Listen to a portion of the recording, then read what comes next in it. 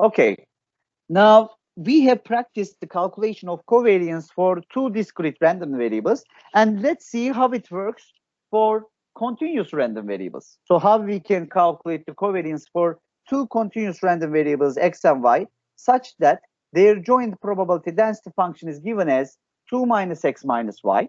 Both of these random variables can only take values within the unit interval, and their boundaries are not dependent on each other. So what is the covariance?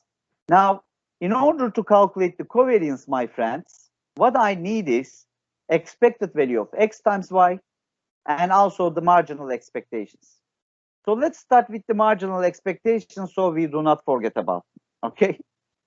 So remember, I need to, in order to calculate the expected value of x, I need to multiply x with the marginal probability density function of x and calculate that integral with respect to x operator over the possible values of x. But what I do not know here is the marginal probability density function of x.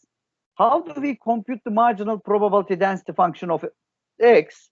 By integrating the joint PDF over the y values, if you remember.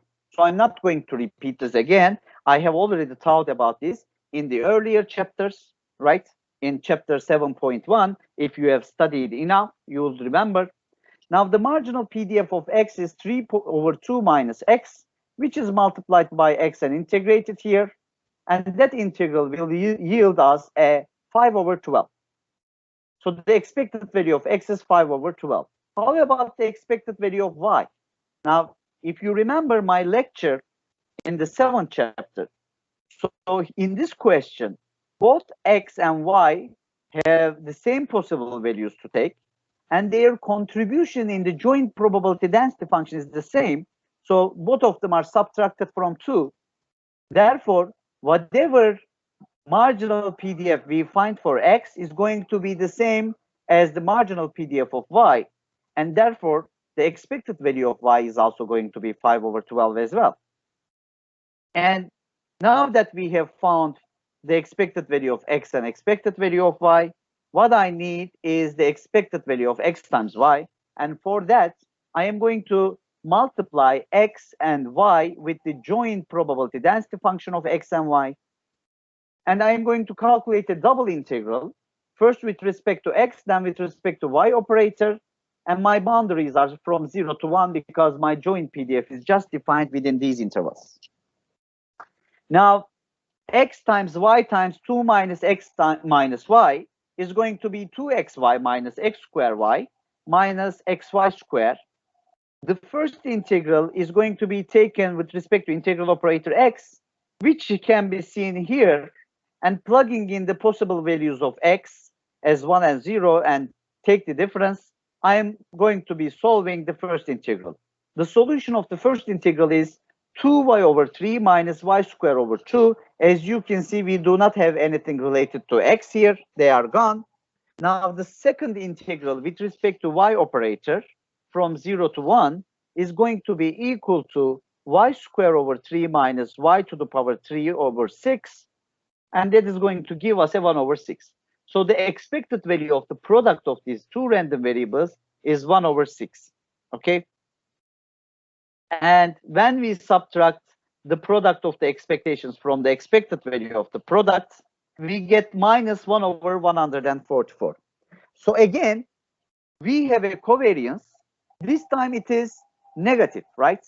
Negative, which means for this distribution, the dependence structure between x and y is a negative dependence structure, which means when x tends to take low values,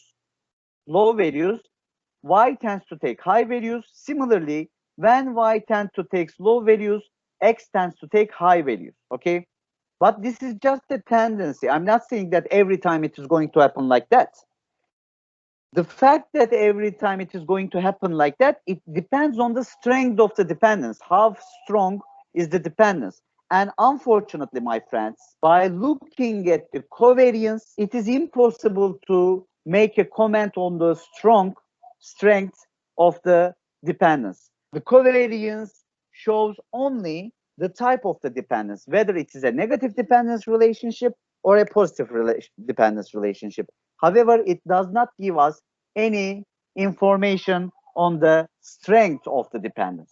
So the dependence between some variables are very strong. Okay.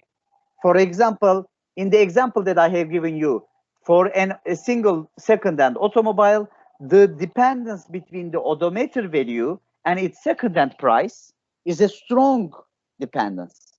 It's a negative and strong dependence, okay? Or the first midterm exam and the second midterm exam for the same student. Usually, we see that if the first one is large, the second one is also large as well, or if the first one is small, the second one is also small as well. So usually we see that case, which means the dependence between the first and the second midterm exam of the same student again has a strong dependence. But as I have told you that covariance measure is not sufficient to make a comment on the strength of the dependence. Only the value of the covariance. If it is negative, we say that there's a negative dependence relationship. If it is positive, we say that there's a positive dependence relationship.